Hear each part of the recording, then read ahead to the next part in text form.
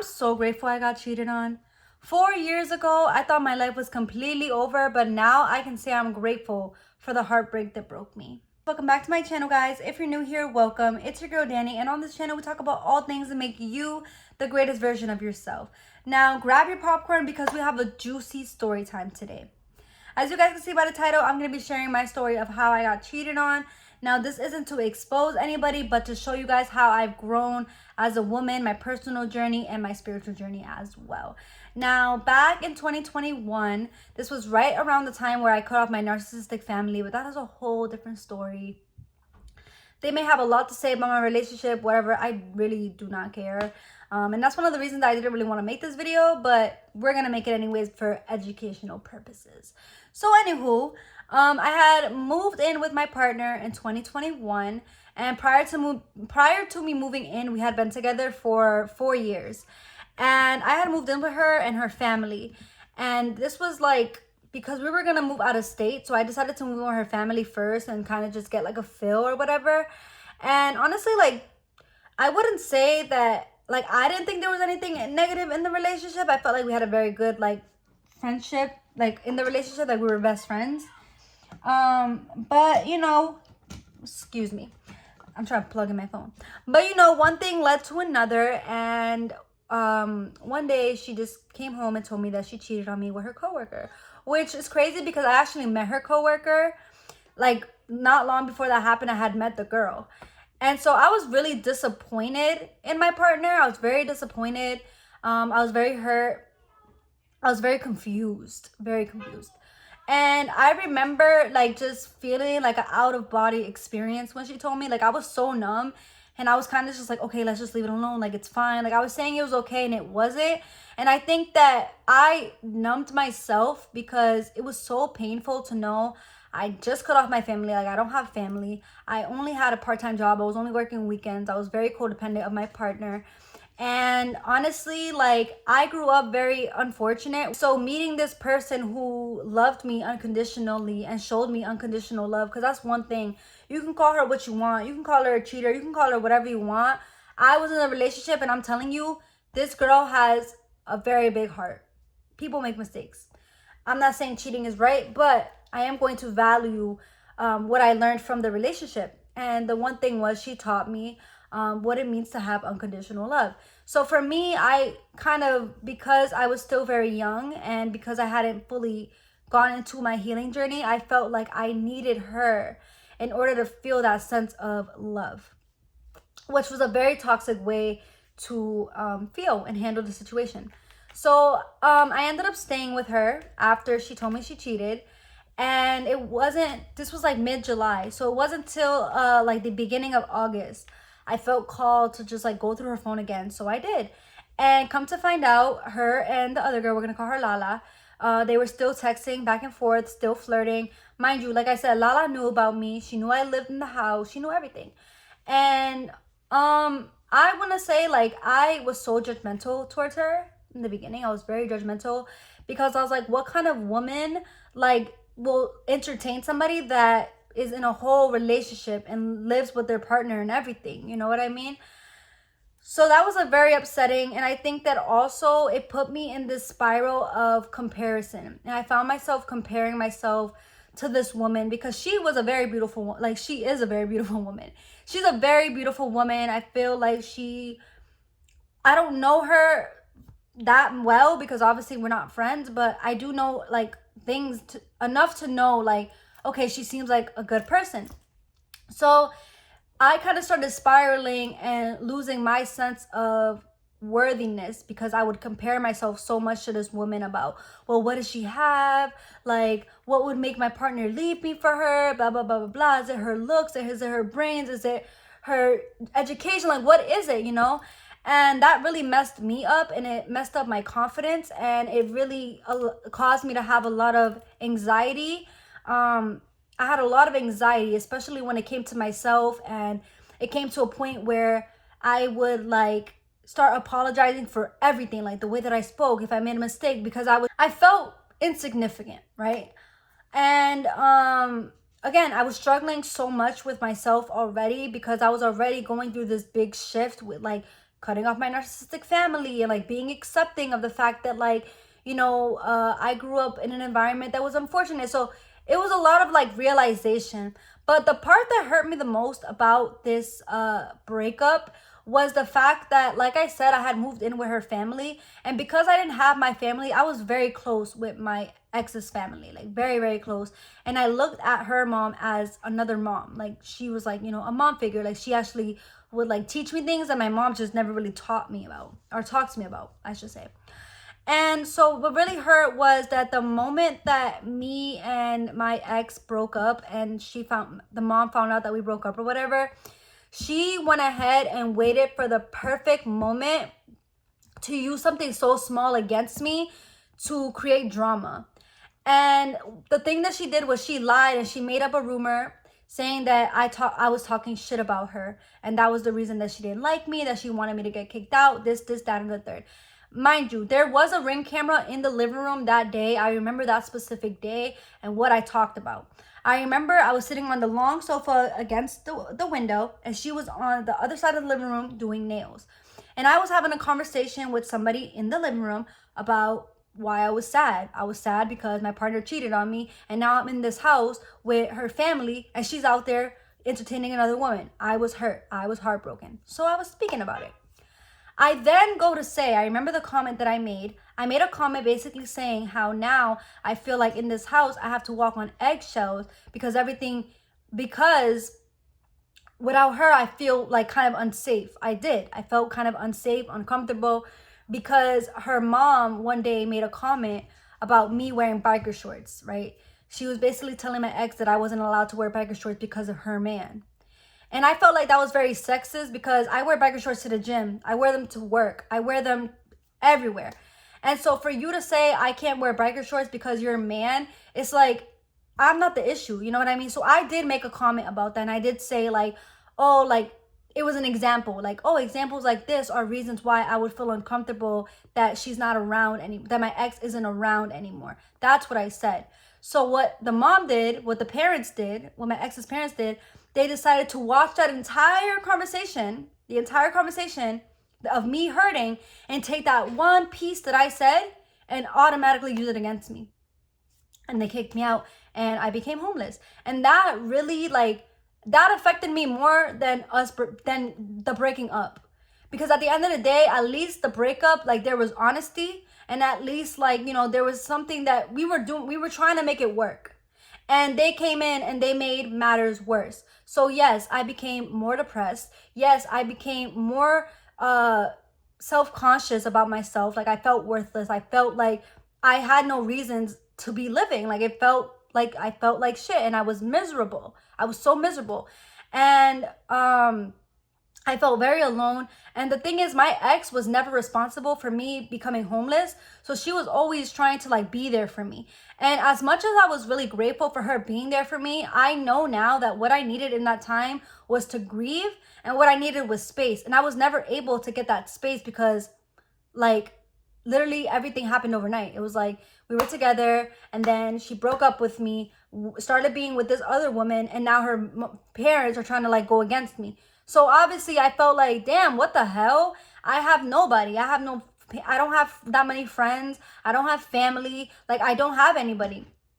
And it came to a point where my mental health started to decline so much, to a point where you could talk to me and I'm not processing what you're saying at all, because my mind is just in this loop of hurt, in this loop of pain. And so whatever you're talking to me about is just going in one ear and out the other. And I literally remember it like if it was a movie. You would talk to me and I would just hear a bunch of white noise, and it would be like this cloud would come by, and then by the time the cloud leaves, the conversation's over, what the other person said is over, and I don't know how to respond to it because I didn't hear a word you said, and I would just kind of leave it because I was like, you know what, whatever, I'm sad, I don't even care what the hell this person fucking said.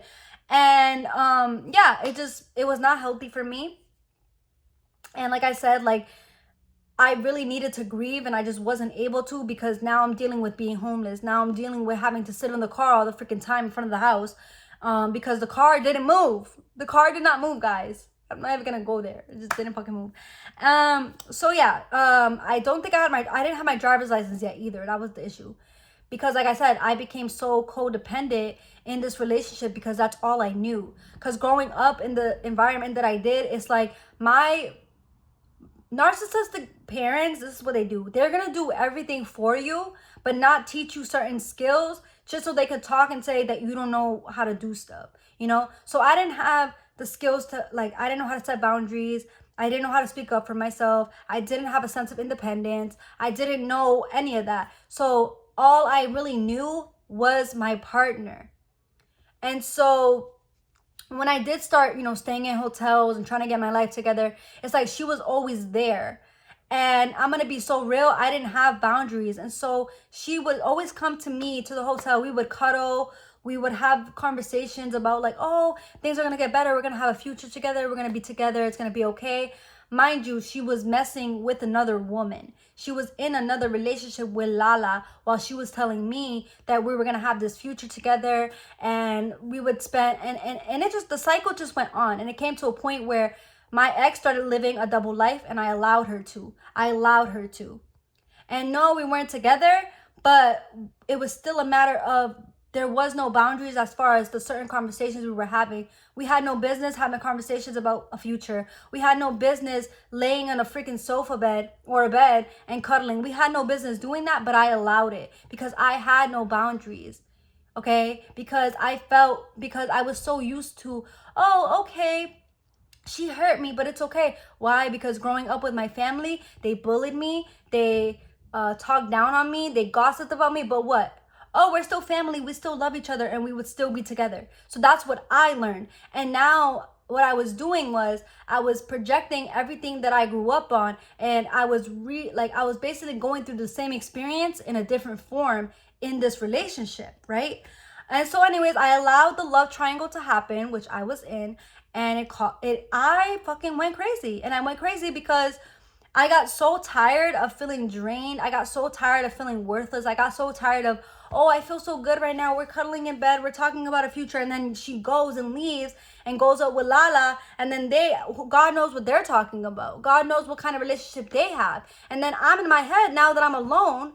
And those thoughts are spiraling in my head. What's happening? What are they talking about? Like, da da da da. Does she know about me? Blah, blah, blah, blah, blah. Whatever. I became very impulsive.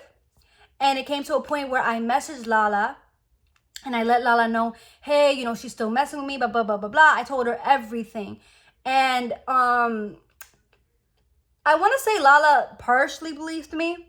But once my ex found out that I messaged her, she manipulated the hell out of Lala and switched the whole thing. Made it seem like I'm the crazy ex, like I'm the one that wants her. The first year, yes, I was in love. Yes, I wanted her. Why? Because I wasn't the one that cheated. I wasn't the one that walked out of the relationship. So obviously the love that I held and the loyalty that I held, it was still there.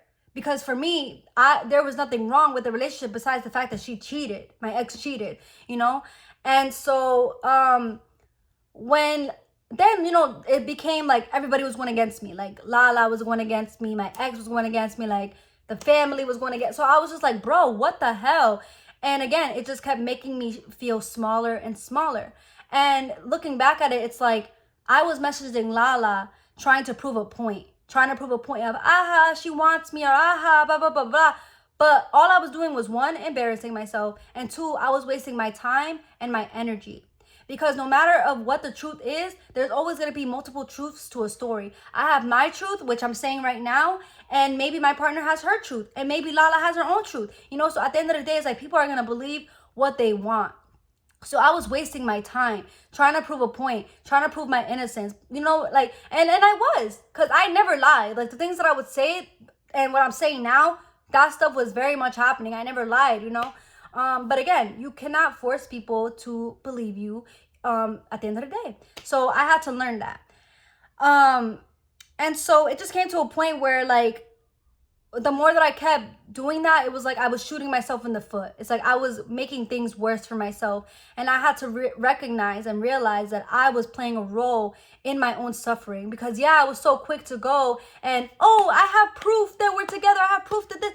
But I wasn't as quick to leave. I wasn't as quick to pick up my things and walk away because I didn't have the mental capacity to do that. I didn't have the strength to do that. So I had to put in work. I had to learn a little bit about myself. So back in like 2022, this was like a year after, like, you know, the mess, that like 2022, the end of 2022, that's when, you know, I started watching videos on how do you know your worth, how to love yourself more. I started watching like how to become the greatest version, how to set boundaries. I started watching those things, and I started getting recommended to certain books. I started reading all the time. I became such a big bookworm. Like, I have so many books now. I started reading. I started not even just books, but articles. I started like having conversations with people that were older than me, wiser than me, that had more experience, just to kind of, you know, kind of get that clarity that I needed. And I started growing. I started growing mentally, spiritually, emotionally. Like, I started becoming stronger and more rooted in myself.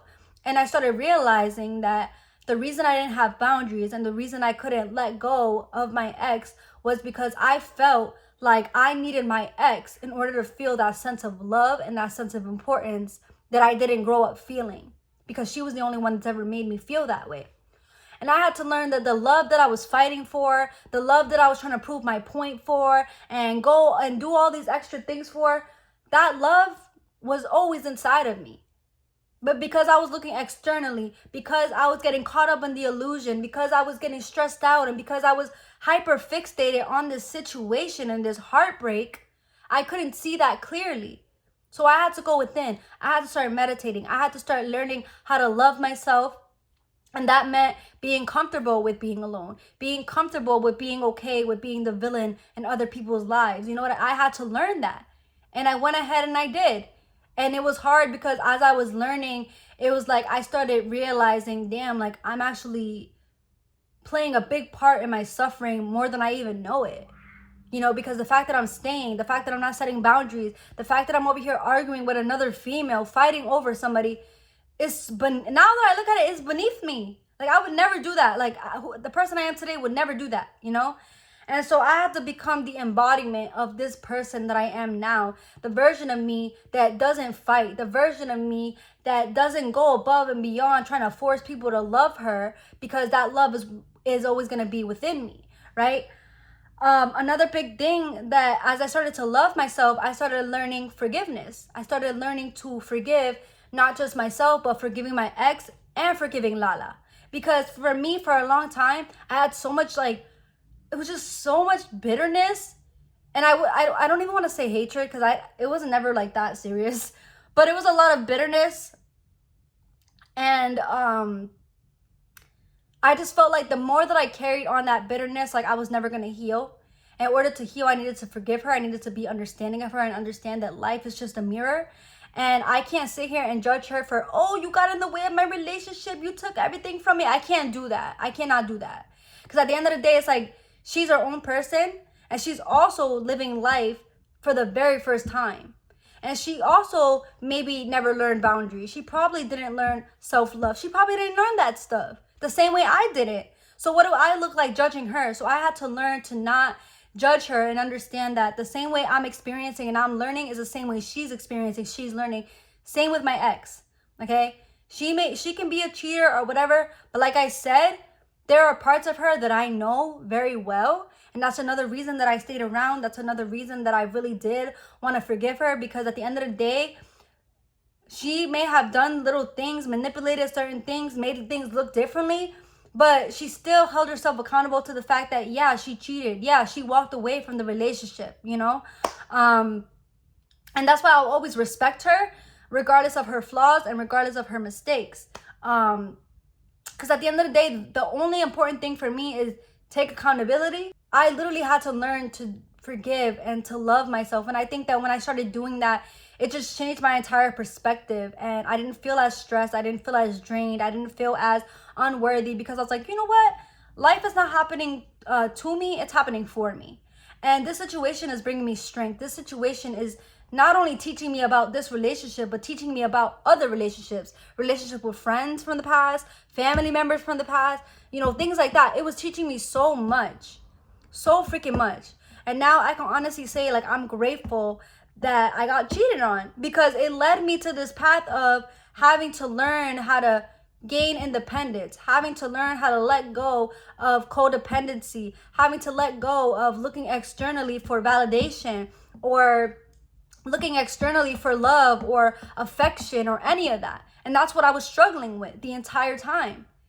And had we not split up, honestly, it would have gotten toxic because both of us were the same exact way.